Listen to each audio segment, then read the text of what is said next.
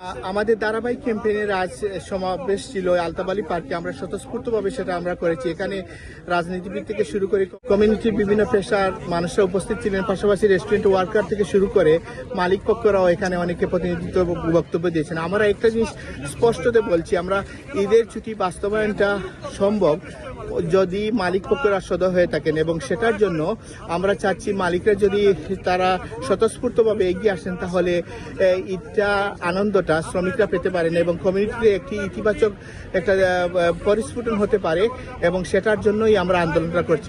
বিশেষ করে বাঙালি কমিউনিটি, মুসলমান মালিক যারা আছেন, তারা যদি ঈদের 2টা দিনে ছুটি দেন, তাহলে কমিটির মধ্যে একটা ইতিবাচক একটা সম্পর্ক তৈরি হতে পারে এবং পরিবার নিয়ে সবাই আনন্দে ঈদটা উদযাপন করতে পারে, এবং সেই লক্ষ্যেই আমরা কাজ করছি। এবং আমাদের সাথে সকল শ্রেণী পেশার মানুষরা সম্পৃক্ত হয়েছেন, শ্রমিকরা হয়েছেন, এবং অনেকগুলো রেস্টুরেন্ট বিশেষ করে এবং অন্যান্য যে সবগুলা লোকাল আছে তারাও ঈদের দিনে বাঙালি অধ্যুষিত বন্ধ দিচ্ছেন। সেটা একটা খুবই ইতিবাচক জায়গা। ঈদুল আজহা এবং ঈদুল ফিতর, এই দুইটি ঈদে বিশেষ করে যুক্তরাজ্যে যারা রেস্টুরেন্টে কাজ করেন তারা ছুটি পান না। দীর্ঘদিন যাবত এই আন্দোলন চলে আসছে।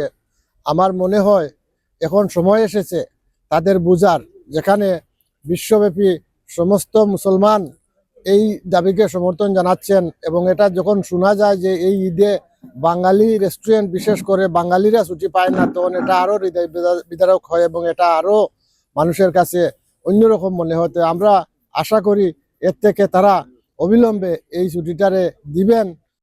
ঈদের দাবি একটি মৌলিক দাবি, একটি বাস্তববাদী দাবি। এই দাবি পরিপূর্ণতা পাবে খুব অচিরেই, আমরা এটা বিশ্বাস করি। এটা একটা সামাজিক আন্দোলন, এটা সবার জন্য, এটা কোনো গ্রুপ বা ব্যক্তি বিশেষের আন্দোলন নয়, এটা আমাদের মানবিক একটা আন্দোলন। ঈদের দিন অনেক সময় অনেক কষ্ট হয়, যারা কাজ করেন ঈদের দিন, অনেক ফ্যামিলি ঈদের দিন ফ্যামিলিকে ছেড়ে কাজে যেতে হয়, একসাথে ঈদ করতে অসুবিধা হয়। এই আন্দোলনটা একটা মানে এটা সবার জন্য একটা আন্দোলন, একটা মানবিক আন্দোলন, সামাজিক আন্দোলন। আমি মনে করি এই আন্দোলনকে, ঈদের দিনের ছুটিকে সবাই আমরা স্বাগত জানাই, এবং এইটা যাতে সবাই মিলেমিশে এই ছুটিটা উপভোগ করতে পারি, এর জন্য সংশ্লিষ্ট কর্তৃপক্ষ যারা আছেন তারা দয়া করে প্লিজ দয়া করে এই ঈদের ছুটিটা গ্রান্ট করুন। ঈদের ছুটি আমাদের মৌলিক অধিকার। এই অধিকার বাস্তবায়ন লক্ষ্যে আমরা বিগত প্রায় 20 বছর থেকে আমরা জনসচেতনতা সৃষ্টি করার লক্ষ্যে আমরা আন্দোলন করে আসছি।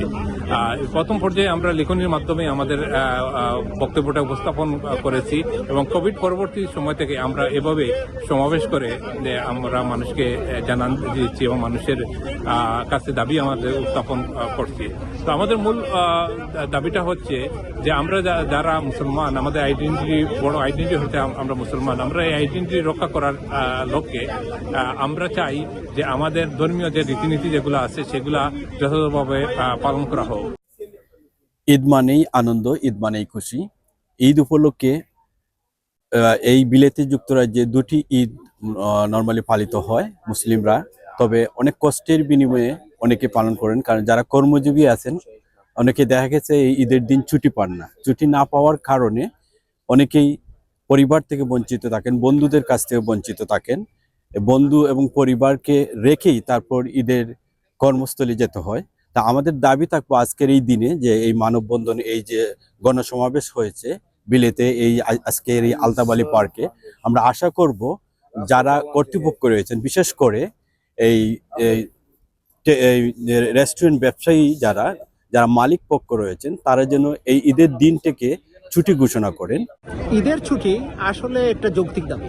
আমরা ব্রিটেনে 20 বছর থেকে এই আন্দোলন করে যাচ্ছি, এবং আমরা আশা করি সবাই, মালিক পক্ষ থেকে শুরু করে যারা ব্যবসা প্রতিষ্ঠানগুলো চালাচ্ছেন, তারা অচিরেই আমাদের সবার এই উদ্যোগকে সাধুবাদ জানিয়ে ঈদের দিন তাদের প্রতিষ্ঠান বন্ধ রাখবেন, এমনটাই আমরা প্রত্যাশা করি।